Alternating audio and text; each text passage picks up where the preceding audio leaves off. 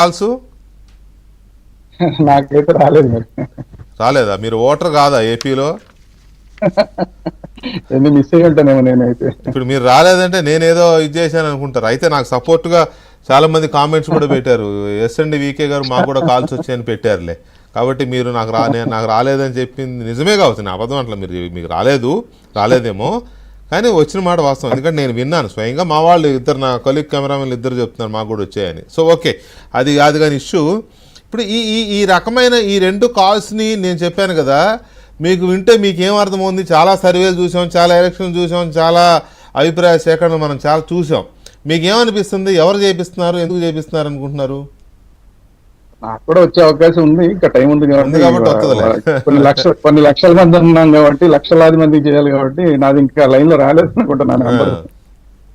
Anyway, ఖచ్చితంగా ఇది చూస్తే మాత్రం వైసీపీ అనుకూల బ్యాచ్ ఎవరైనా కానీ చేసినట్టుగా కనబడుతుంది క్లియర్ గా. ఎందుకంటే వాళ్ళకే కొద్దిగా అత్యుత్సాహం ఉంది. ఎవరికి అందరికీ తెలుసు ఎలక్షన్ ఏమి రాదని. ఎలక్షన్ రావాలని కోరుకునేది బాగా కాక మీద ఉన్నారు, మండుతున్నట్టుంది.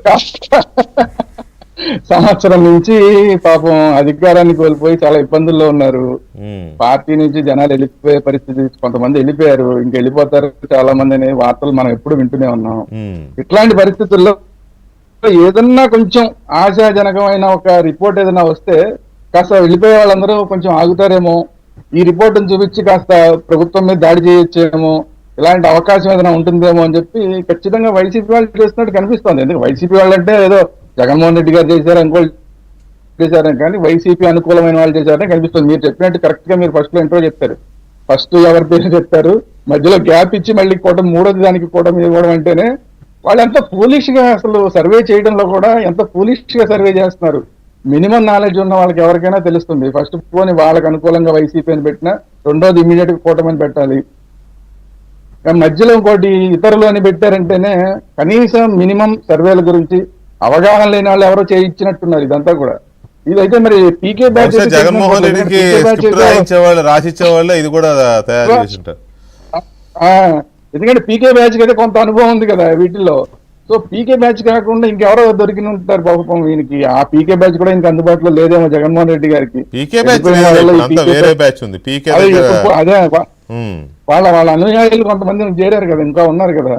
సో వాళ్ళకైనా కొంత అనుభవం ఉంటుంది. అంటే వాళ్ళు కూడా చేయకుండా ఎక్కడో తక్కువ బడ్జెట్ లో అయిపోయేలాగా అక్కడ చూసుకుని చేయించి ఉంటారు. అందుకే ఇలాంటి ప్రశ్నలు అన్ని వచ్చినాయి. సో రెండు ఒకేసారి కూడా వచ్చినాయి కాబట్టి, రెండు కాల్స్ కూడా ఒకేలాగా వస్తున్నాయి కాబట్టి, ఒకే టైంలో వస్తున్నాయి కాబట్టి, ఒకవేళ మనం ఇప్పుడు మాట్లాడుకుంటున్నట్లుగా ఇప్పుడే ఎందుకు వస్తున్నాయి, మీకు బుద్ధి జ్ఞానం లేదా, ఇప్పుడు ఎలక్షన్ ఎందుకు వస్తున్నాయని అంటారేమో అని చెప్పి ఆ రెండోది కూడా కాల్ కూడా ఇచ్చుండొచ్చు బహుశా. ఆ రెండో కాల్ కూడా ఇచ్చుండి, అది కూడా తెలుగుదేశానికి కూటమి ప్రభుత్వం బాగుందా బాగాలేదంటే ఎక్కడన్నా కొంచెం కనీసం పర్వాలేదని వచ్చినా బాగాలేదని వచ్చినా కొన్ని దాన్నన్నా చూపించి కొంచెం ప్రాపగాండా చేసుకోవచ్చు అన్న ఉద్దేశంతో బహుశా వాళ్ళే చేయించుంటారు. ఇందాక మిత్రులు చెప్పినట్టు ప్రభుత్వానికి అయితే ఇప్పుడు చేయించుకోవాల్సిన అవసరం లేదు, అనేకమైన అవకాశాలు కూడా ఉన్నాయి. ఇప్పుడు చేయించుకున్నా ఏం చేయించుకుంటారు? ఉన్న 5 సంవత్సరాలు ఇచ్చారు, 5 సంవత్సరాల్లో 1 సంవత్సరం మాత్రమే గడిచింది. 1 సంవత్సరం మాత్రమే గడిచినప్పుడు ఎలా ఉంది మాది అని ఎలా అడుగుతారు? నువ్వు పరీక్ష ఇంకా రాస్తున్నావు, నీకు మొత్తం ఒక 10-15 ప్రశ్నలు ఇచ్చారు. ఒక క్వశ్చన్ రాయంగా నేను బాగా రాసినా లేదా అని మళ్ళీ ఇమీడియట్ గా పక్కన ఎవరన్నా అడుగుతున్నావు, అడగం కదా. మొత్తం అంతా రాసిన తర్వాత ఎగ్జామినేషన్ పేపర్ మొత్తం కంప్లీట్ గా రాసిన తర్వాత ఇప్పుడు నేను రాసేసాను అబ్బాయి, ఇప్పుడు నాకు పాస్ మార్కులు వచ్చినాయా లేదా ఫస్ట్ క్లాస్ వచ్చిందా, సెకండ్ క్లాస్ వచ్చిందా, ఎలా వచ్చిందని అది టెన్షన్ ఉంటుంది. అసలు నువ్వు ఇంకా పరీక్ష ఇంకా ఒక ప్రశ్న దగ్గరే ఉన్నావు. నువ్వు 3 గంటల ఎగ్జామినేషన్ అయితే ఇంకా గంట రాసావు. ఎప్పుడు నీకు ఇంకా ఏముంటుంది? నువ్వు ఎలాగ రాసినా కూడా అందులో వచ్చే మార్కులు ఎన్నో వస్తాయి. కాబట్టి ప్రభుత్వం వైపు నుంచి అయితే జరిగే అవకాశం చాలా చాలా తక్కువ. కాబట్టి వైసీపీ వాళ్ళు చేయించిందే ఎక్కువ ఉంటుంది. ఒక్కవేళ ఈ బయట ఎవరన్నా సెఫాలజిస్టులు లాంటి వాళ్ళు, లేదంటే కొంచెం ఈ సర్వేలు చేసేవాళ్ళు, ఇలాంటి వాళ్ళు ఏమన్నా వాళ్ళంతటి వాళ్ళు సొంతంగా చేసుకున్నా కూడా ఇలాంటి ప్రశ్నలు ఇవ్వరు. వాళ్ళు ఇచ్చే ప్రశ్నలన్నీ కూడా చాలా క్లియర్ గా ఉంటాయి. ఇలా సందిగ్ధంగా ఉండే క్వశ్చన్లు ఇస్తే కనుక వాళ్ళకి ఇలా అనవసరంగా డబ్బులు పెట్టింది కూడా లాస్ అవుతుంది. దీని వెనకాల వీళ్ళకి ఎవరన్నా వెనకాల డబ్బులు ఇచ్చి చేయించుకుంటే తప్ప సొంతంగా సర్వేలు చేయించుకునే సర్వే సంస్థలు అయితే కూడా ఇప్పుడు 1 సంవత్సరంలోనే దీని మీద